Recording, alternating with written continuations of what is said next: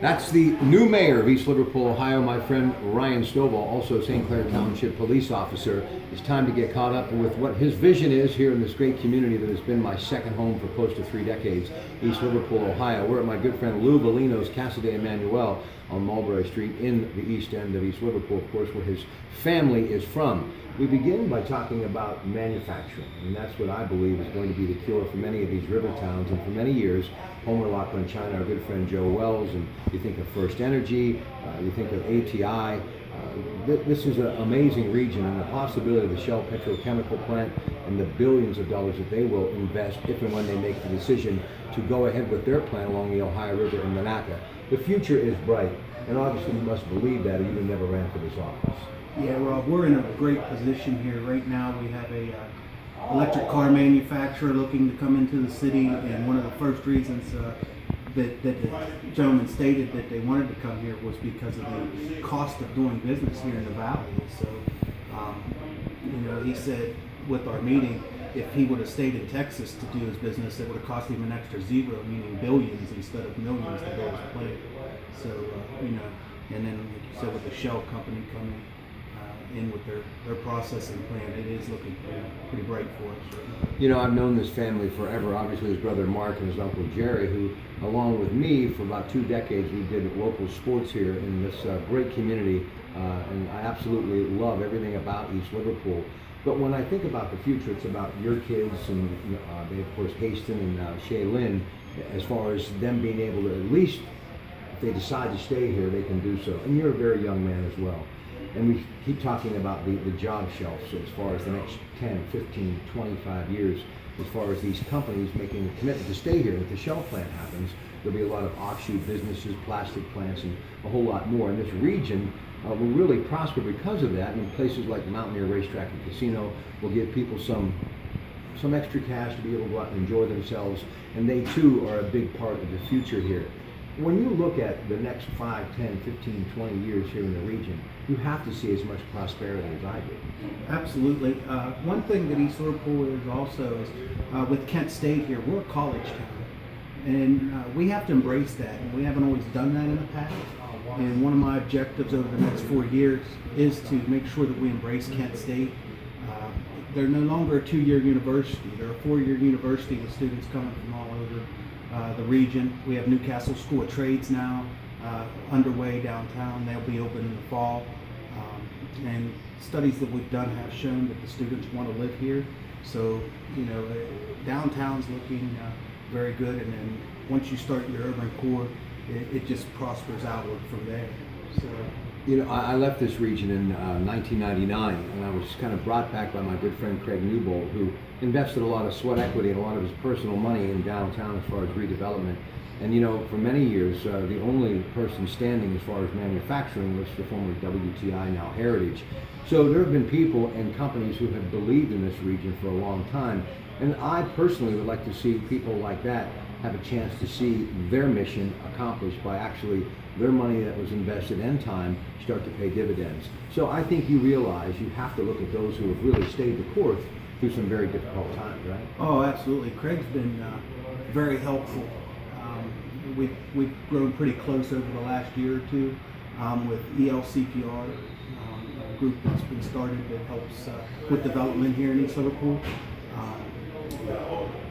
Craig's been very instrumental with the properties that he's acquired and moving things along to get a new apartment building for downtown that's going to be for working people. I think of so many people in that journey along the way. The late, great Frank Mangano, who, of course, a big believer in downtown, as Craig, who really bought up a lot of real estate that was dormant, and if he wouldn't have invested, it probably would have just continued to be off the tax base, and that's a really good thing.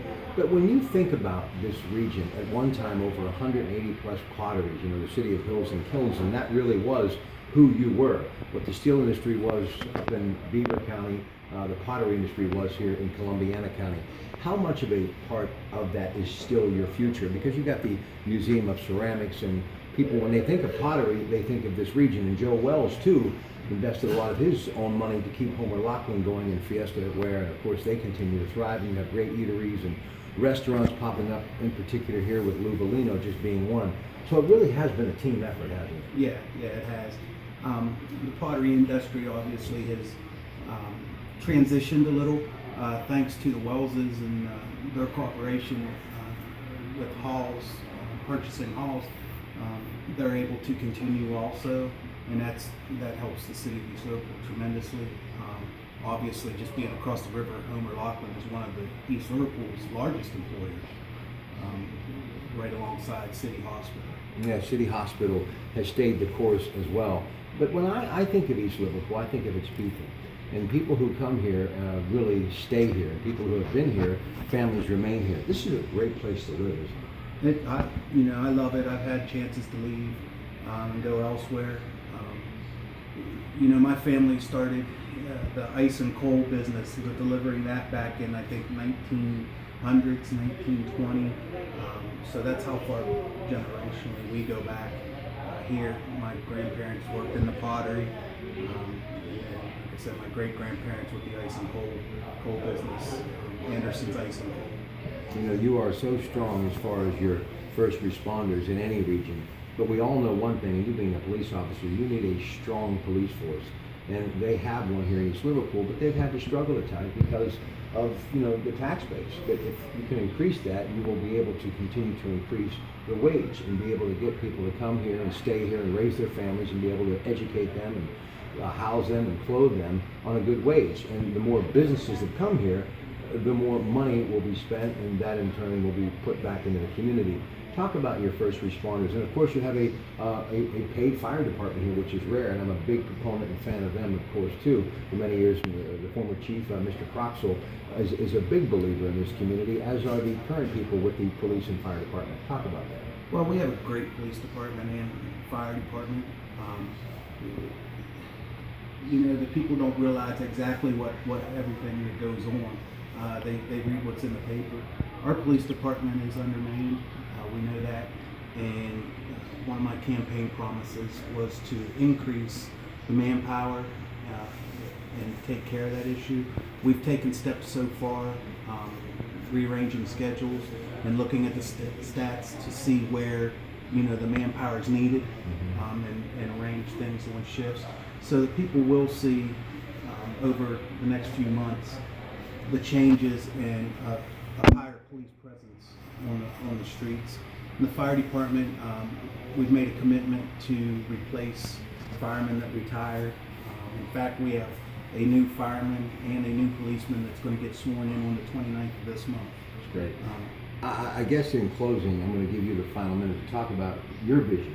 But I just thought I wanted to begin and spend a little time in the first part of this interview talking about the past, and it's a rich one, and what's currently happening here too, and of course the people who have stuck by their guns and have stayed here through some very tough times. But the thing that we're all connected to is Potter Pride, East Liverpool Sports, and our dear friend Frank Dawson and East Liverpool Alumni Association have another all-school reunion coming up this summer.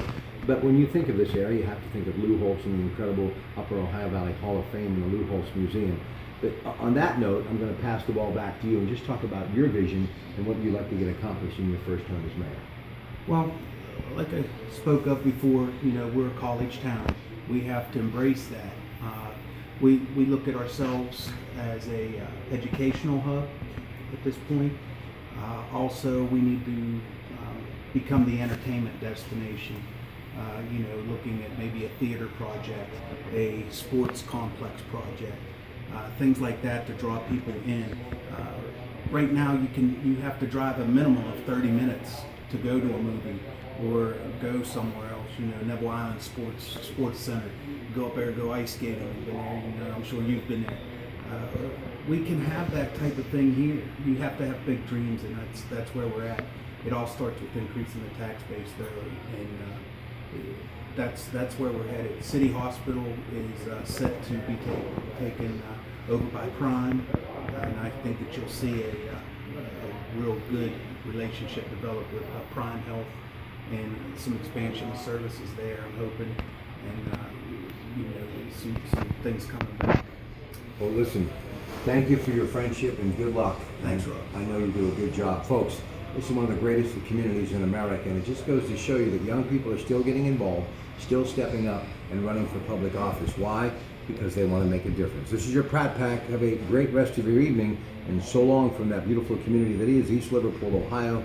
Still in my heart, the pottery capital of the world, and Louvalino's Casa de Emmanuel, where good news is happening every day.